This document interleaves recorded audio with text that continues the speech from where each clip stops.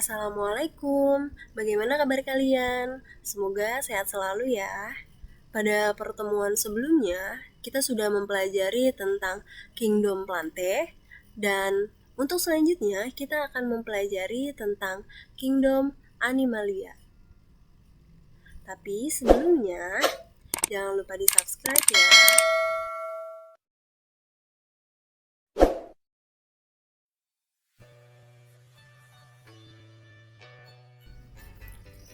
Kita akan mempelajari tentang Kingdom Animalia atau hewan ya. Nah, ciri umum dari Kingdom Animalia ini yang pertama ada bergerak aktif. Yang kedua, tidak memiliki dinding sel. Dan yang ketiga adalah tidak dapat berfotosintesis. Kenapa tidak dapat berfotosintesis? Karena hewan ini tidak memiliki klorofil, ya. Berdasarkan ada tidaknya tulang belakang, hewan dibedakan menjadi dua kelompok, yaitu yang pertama adalah invertebrata atau avertebrata ya, yaitu hewan yang tidak memiliki tulang belakang. Kemudian yang kedua adalah vertebrata, yaitu hewan yang memiliki tulang belakang. Kita bahas invertebrata dulu atau hewan yang tidak memiliki tulang belakang. Banyak yang masuk ke dalam invertebrata. Yang pertama ada porifera atau hewan berpori. Ya, ini contohnya yaitu bunga karang atau hewan spons. Jadi kalau kalian bisa ngelihat di dasar laut itu banyak bunga karang, nah itu dia masuknya ke porifera.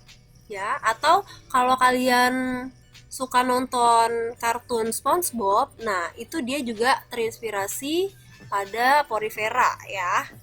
Sini ada contoh dari porifera. Disebut hewan berpori, kenapa? Karena di tubuhnya itu ada pori-porinya atau ada lubang-lubangnya. Nah, ini fungsinya untuk apa lubang-lubangnya itu? Jadi nanti air akan masuk ke dalam tubuhnya melalui pori-pori tersebut. Nah, porifera ini dia akan mengambil oksigen dan nutrisi dari air yang masuk ke dalam tubuhnya itu. Ya, porifera ini tidak memiliki sistem pencernaan, sistem ekskresi. Ya, maka dia mengambil oksigen dan makanannya seperti itu. Lanjut. Yang kedua ada Coelenterata atau hewan berongga. Nah, ini contohnya ada hydrozoa, ada scyphozoa atau jellyfish ya, ubur-ubur. Kemudian ada anthozoa.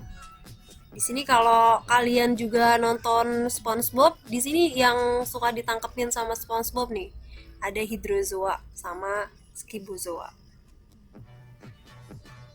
Disebut hewan berongga karena di dalam tubuhnya dia berongga, ada rongganya. Lanjut yang ketiga ada Platyhelminthes atau cacing bertubuh pipih. Ini tubuhnya pipih, yang pertama ada planaria dan cacing hati. Biasanya kalau cacing hati ini adanya di hati sapi ya. Maka kalau kita makan hati sapi, itu kita harus melihat dulu karena biasanya ada cacing hatinya di situ. Tidak begitu kelihatan karena bentuknya pipih ya. Lanjut.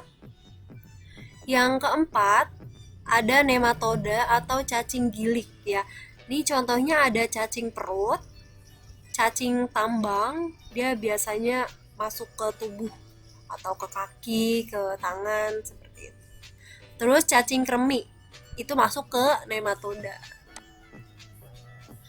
Kelima ada Annelida atau cacing bersegmen. Jadi tubuhnya itu ada segmen-segmennya. Contohnya ada cacing tanah, yang biasa kita lihat kan cacing tanah tuh. Kemudian lintah juga masuknya ke Annelida. Ya.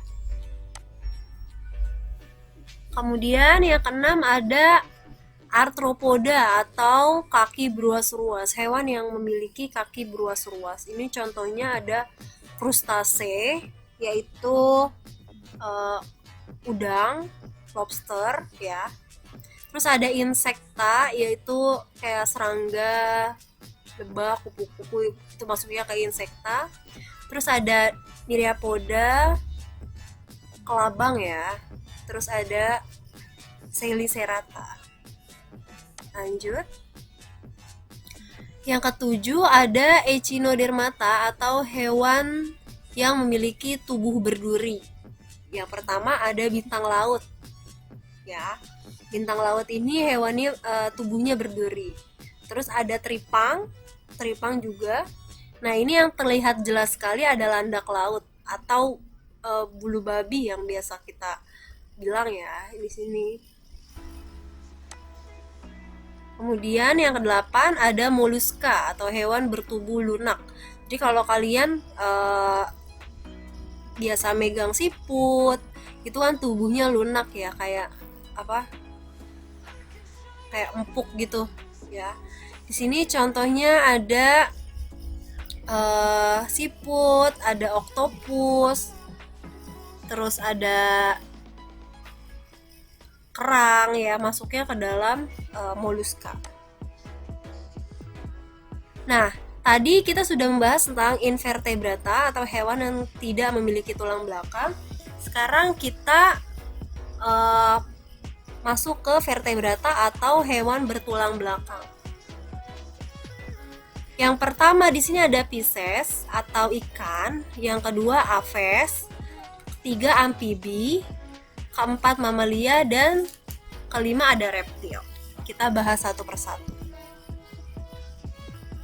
Yang pertama Pisces dulu ya, ini ikan. Jadi berbagai macam ikan dia masuknya ke Pisces. Nah, ciri-ciri umum dari Pisces ini yaitu mempunyai sirip untuk bergerak. Ya, jadi ikan itu punya sirip untuk bergerak. Ada sirip dada, punggung, perut, dan ekor. Dapat berkembang biak secara bertelur dan eksternal ya. Jadi ikan itu dia bereproduksinya secara eksternal. Jadi nanti ikan jantan dan ikan betina itu dia akan saling mendekat. Nah, yang jantan dia akan mengeluarkan sperma, yang betina dia akan mengeluarkan sel telur. Nah, nanti sperma dan sel telurnya akan berfertilisasi. Nanti embrionya itu akan berkembang di luar tubuh dari induknya. Kemudian ada bernapas dengan insang. Hewan itu bernapas dengan insang ya. Memiliki sisik yang licin atau berlendir. Merupakan hewan poikiloterm atau hewan berdarah dingin. Maksudnya hewan berdarah dingin adalah suhu tubuhnya itu mengikuti lingkungannya. Jadi kalau misalnya lingkungannya dingin, maka suhu tubuhnya juga ikut dingin. Lanjut, ada amfibi. Di sini ada katak ya, atau kodok. Ciri umum dari amfibi adalah yaitu merupakan satu-satunya vertebrata yang mengalami metamorfosis lengkap atau sempurna ya. Kemudian berkulit halus, tipis, dan berpori. Gitu. Terus ciri umumnya lagi adalah alat gerak berupa 2 pasang kaki untuk berjalan dan berenang. Nah, pada saat masih kecil atau berudu, amfibi ini bernapas dengan insang. Nah, setelah dewasa, bernapas dengan paru-paru dan kulitnya. Ya, itu tadi ciri umum dari amfibi.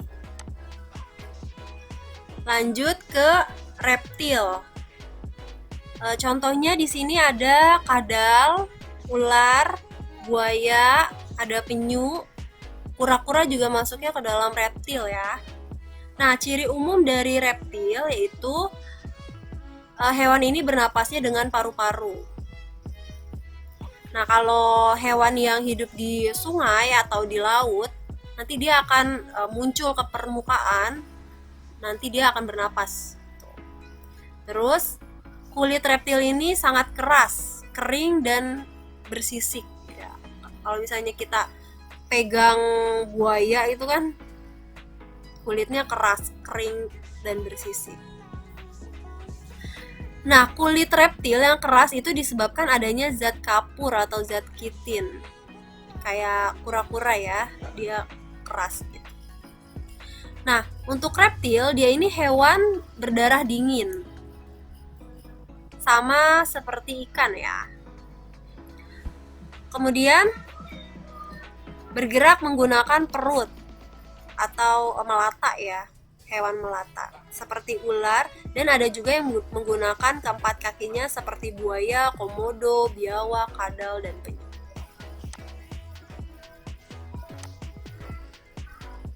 Lanjut ada aves. Aves ini burung, masuk semua jenis burung masuknya ke aves. Ciri-ciri umum dari aves yang pertama adalah mempunyai sayap untuk terbang, kemudian bernapas dengan paru-paru, memiliki pundi-pundi udara yang berfungsi untuk menyimpan udara pada waktu terbang. Berdarah panas. Aves ini sama kayak mamalia, dia berdarah panas, maksudnya adalah suhu tubuhnya tidak bergantung pada lingkungan. Terus berkembang biak dengan bertelur. Nah, pembuahannya terjadi di dalam induk betinanya. Lanjut, ada mamalia. Nah, banyak sekali yang masuk ke dalam mamalia. Di sini kalau kita lihat di gambar, ini ada platypus. Ya, platypus dia masuk ke mamalia ya. Terus di sini ada kuda, ada panda. Di sini ada lumba-lumba, gajah, kelinci, koala, dan harimau. Nah, ciri umum dari mamalia ini yang pertama adalah tubuhnya terdiri dari kepala, leher, badan, dan ekor. Ya. Kemudian memiliki kelenjar susu yang dapat menghasilkan air susu. Ini pada yang betinanya ya, induk betina. Mamalia memiliki rambut. Jadi kalau untuk mamalia ini bukan bulu ya, tapi rambut gitu. Jadi kadang kan kita nyebut kucing itu memiliki bulu kucing gitu. Padahal itu adalah rambut ya. Terus memiliki lengkap, sistem pencernaan lengkap, sistem pernapasan lengkap. Tuh. Nah, untuk mamalia bernapas dengan paru-paru yang dibungkus oleh pleura. Ya. Nah, itu tadi ciri-ciri dari mamalia. Kita sudah membahas tentang kingdom animalia atau hewan, ya, dimana tadi kita udah bahas tentang invertebrata, yaitu hewan yang tidak memiliki tulang belakang, dan vertebrata yang memiliki tulang belakang. Terima kasih.